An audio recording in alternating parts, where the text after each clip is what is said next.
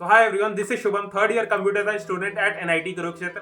तो यार आज की वीडियो बहुत ही ज्यादा इंपॉर्टेंट होने वाली है जेई एस्पिरेंट के लिए जो जनवरी अटेम्प्ट में अच्छा स्कोर करना चाहते हैं। तो यार आप में से बहुत से स्टूडेंट्स हैं जो इस लास्ट टाइम पे इनको स्ट्रेस है, एंजाइटी है, सेल्फ डाउट आ रहा है कि मेरा क्लियर होगा कि नहीं। कुछ समझ नहीं आ रहा कि इस लास्ट के 7-8 दिन में क्या करना चाहिए, क्या पढ़ना है, क्या नहीं पढ़ना, क्या अवॉइड करना है, कैसे इस लास्ट टाइम को अच्छे से यूटिलाइज करके हम अपने स्कोर को इंप्रूव कर सकते हैं जनवरी अटेम्प्ट में। आप में से बहुत से स्टूडेंट्स हैं जो यार मुझे मेल कर रहे हैं कि भैया मेरी प्रिपरेशन ना के बराबर है, जीरो प्रिपरेशन है, तो क्या मैं अभी से भी पढ़ता हूं तो 100 to 120 मार्क्स क्या मैं स्कोर कर सकता हूं। यार जेन्युइनली स्पीकिंग आपको भी पता है, अगर आप बिल्कुल स्क्रैच से पढ़ते हो, कुछ भी आपको सिलेबस का नहीं आता, तो ये पॉसिबल नहीं है, आपको भी पता है। बट हाँ, अगर आपकी बेसिक लेवल की प्रिपरेशन हो रखी है, आपने 7 से 8 चैप्टर्स कर रखे हैं, एनसीईआरटी ठीक ठाक हर चैप्टर की कर रखी है, तो अभी भी 140 से 150 मार्क्स आप स्कोर कर सकते हो। ये कोई डिफिकल्ट नहीं है। यार इस वीडियो में मैं आपसे अगले 7 से 8 दिन का proper plan, proper structure discuss करूंगा कि आपको क्या पढ़ना है, किन चीजों को अवॉइड करना है, किन चैप्टर्स पे ज्यादा फोकस करना है। टोटल 22 इजी किल चैप्टर्स आपसे डिस्कस करूंगा, सिलेबस के सबसे इजी किल चैप्टर्स जिनको अगर आप ढंग से कर लेते हो तो 140 से 150 मार्क्स आप अभी भी स्कोर कर सकते हो, अगर आपकी बेसिक लेवल की प्रिपरेशन है। बाकी वो स्टूडेंट जिनकी जीरो प्रिपरेशन है, जिन्हें कुछ नहीं आता, आप कोशिश करो ये जो 22 इजी किल चैप्टर्स बता रहा हूं, इनमें से ज्यादा चैप्टर्स कवर करके जाने की, ताकि आप बेसिक लेवल का स्कोर कर सको फर्स्ट अटेम्प्ट। तो यार मैं और मेरी टीम ने पिछले 5 साल के जेईई मेंस के हर एक शिफ्ट के पेपर को अच्छे से एनालाइज करा। उसके बेसिस पे हमें पता लगा कि कुछ ऐसे इजी किल चैप्टर्स हैं जेईई मेंस के अंदर, बहुत ही ज्यादा इंपॉर्टेंट, बहुत ही ज्यादा इजी। हर एक चैप्टर से एक क्वेश्चन पक्का पूछा जाता है, और हर एक चैप्टर को अगर आप स्क्रैच से करना अभी से भी स्टार्ट करते हो तो मैक्सिमम 6 to 7 आवर्स में हर एक चैप्टर को आप कंप्लीट कर सकते हो। जैसे 6 से 7 घंटे में आप उसकी NCERT, back exercises, PYQ plus theory आप इजीली इन चैप्टर्स की कर सकते हो। तो मेक श्योर पेपर में जाने से पहले कोशिश करो इन 22 इजी किल चैप्टर्स को करके जाने की। इसमें एक भी कोई डिफिकल्ट चैप्टर नहीं है, सारे इजी और मॉडरेट लेवल के चैप्टर है। तो यार सच में अगर आप सीरियस हो, फर्स्ट अटेम्प्ट में अच्छा स्कोर करना चाहते हो, तो वीडियो को लाइक कर दो, चैनल को सब्सक्राइब कर दो, और सबसे पहले कमेंट सेक्शन में अपना टारगेट लिखो कि आप फर्स्ट अटेम्प्ट में कितने मार्क्स एक्सपेक्ट कर रहे हो। तो यार शुरुआत करते हैं केमिस्ट्री से। मेक श्योर ये लास्ट के जो 7-8 दिन का टाइम रह गया है, ज्यादा से ज्यादा फोकस आपका केमिस्ट्री पे होना चाहिए, because out of physics, chemistry, maths, chemistry easy scoring subject है जेईई मेंस के लिए, और अगर इस पे फोकस करते हो तो ये आपके स्कोर को इंप्रूव करेगा। तो केमिस्ट्री के अंदर पहला इजी किल चैप्टर आता है, दैट इज बायोमोलिक्यूल्स। बहुत इजी किल चैप्टर है, एक क्वेश्चन आपको पक्का बनेगा, तो प्रोटीन्स एंड कार्बोहाइड्रेट सेक्शन पक्का करके जाना है बायोमोलिक्यूल से, बेसिकली वहीं से क्वेश्चन बनता है। सेकेंड चैप्टर आता है आपका पॉलीमर्स। पॉलीमर्स में जितने भी मोनोमर्स हैं आपको वो आने चाहिए और उनके स्ट्रक्चर आने चाहिए, इससे एक क्वेश्चन बन जाता है। थर्ड चैप्टर आता है आपका chemistry in everyday life. Chemistry in everyday life में सारे ड्रग्स और उनका स्ट्रक्चर आपको पता होना चाहिए, एक क्वेश्चन इससे भी बनता है। फोर्थ चैप्टर है आपका एनवायरमेंटल केमिस्ट्री, इससे भी एक क्वेश्चन बनेगा, बहुत इजी चैप्टर है, टोटली थ्योरी बेस्ड चैप्टर है। फिफ्थ है आपका isomerism and IUPAC naming. Make sure IUPAC naming तो पक्का करके जाओ, 1 से 2 क्वेश्चन तो मतलब बन जाते हैं जेईई मेंस के हर एक शिफ्ट के पेपर में। हमने जब एनालाइज करा तो आईयूपैक के नेमिंग का क्वेश्चन हर एक पेपर में था। तो आपको क्या करना है, जितनी भी ऑर्गेनिक कंपाउंड्स है, carboxylic acid, aldehyde, ketone, alcohol, phenol, ether, सबकी आईयूपैक नेमिंग आपको आनी चाहिए, 1 से 2 क्वेश्चन पक्का बन जाता है, तो ये करना है।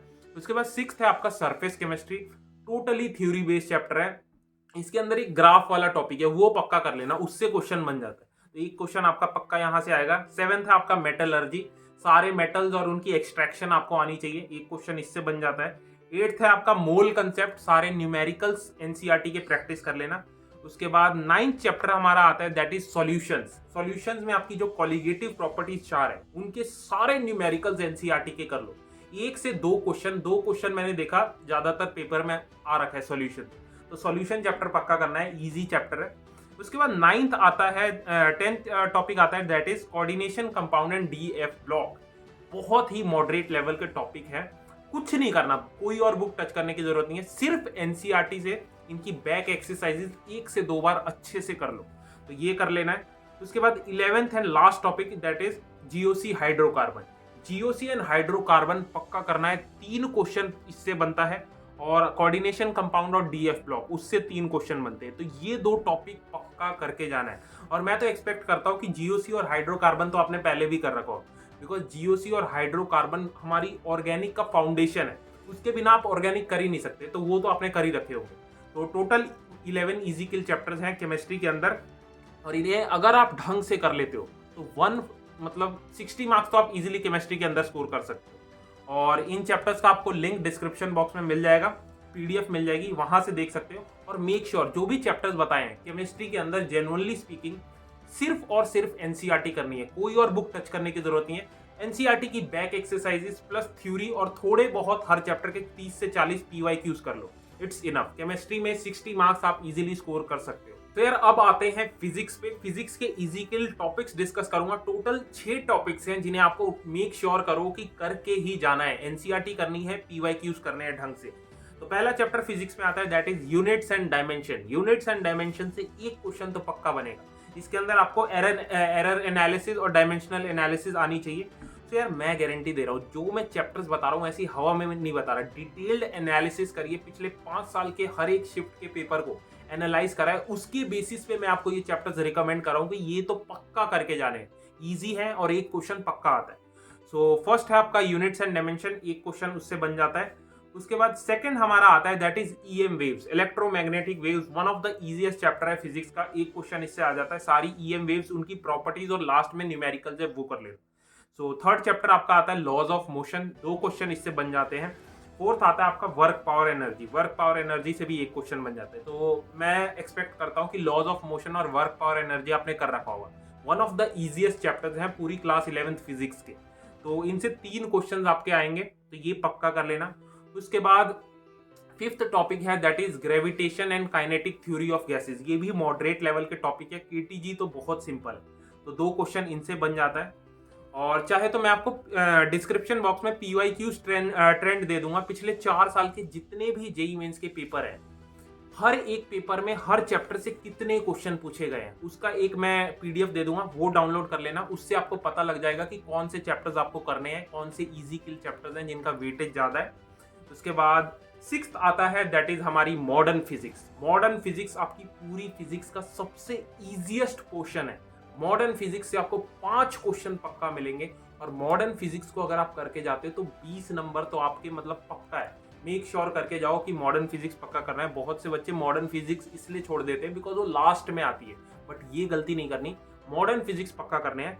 मॉडर्न फिजिक्स के अंदर आपके टोटल 5 टॉपिक्स आ जाते हैं, atoms, nuclei, dual nature of matter and radiation, communication system, और 5th है आपका सेमीकंडक्टर। हर चैप्टर से एक क्वेश्चन हर टॉपिक से आपका आएगा, और मॉडर्न फिजिक्स से आप 20 मार्क्स कर लोगे। तो टोटल 6 टॉपिक्स मैंने आपको बताए हैं। इन 6 टॉपिक्स को अगर आप ढंग से करते हो, इसकी एनसीईआरटी करते हो, तो क्वालिटी क्वेश्चंस करते हो, तो 40 to 48 मार्क्स आप फिजिक्स के अंदर स्कोर कर लोगे। तो ये हमने केमिस्ट्री के 11 टॉपिक्स डिस्कस कर लिए, और फिजिक्स के 6 टॉपिक्स। अब आते हैं मैथ्स पे, सबसे डिफिकल्ट सब्जेक्ट, सबसे डिफिकल्ट पोर्शन हमारी जेईई मेंस का। देखो मैथ्स के अंदर अगर आप स्क्रैच से स्टार्ट करते हो कुछ भी करना, सो इट्स इम्पॉसिबल। मैथ्स के अंदर तो मतलब स्कोर करना भी थोड़ा मुश्किल हो जाता है, बट हाँ कुछ ऐसे चैप्टर्स हैं जिन्हें अगर आप कर लेते हो तो फ्री के मार्क्स है, मतलब इजीली आप मैथ्स के अंदर इन चैप्टर्स में तो स्कोर कर ही लोगे। तो मैथ्स के अंदर पहला चैप्टर आता है, that is matrices and determinant.